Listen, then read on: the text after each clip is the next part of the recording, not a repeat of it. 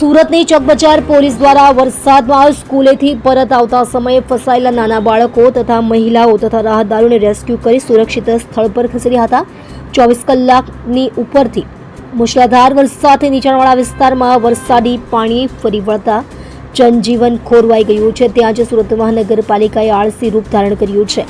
સુરતના લીંબાદ, પર્વત, ગોડાદરા, પૂર્ણા, સીતાનગર, વરાછા, કાપોદ્રા, ચોકબજાર, લાલગેટ વિસ્તાર, કોટ વિસ્તાર, અઠવા વિસ્તારમાં અર્ચનામાં પાણી ભરાઈ જવા છતાં મનપા અધિકારીઓ અને કર્મચારીઓ કુંભકર્ણની નિંદ્રામાં દેખાઈ આવ્યા છે। હવે એમનું કામ ખાનગી વ્યક્તિઓ, સેવાકાઈ ટ્રસ્ટો અને સ્થાનિક પોલીસ દ્વારા કરવામાં આવી રહ્યા છે।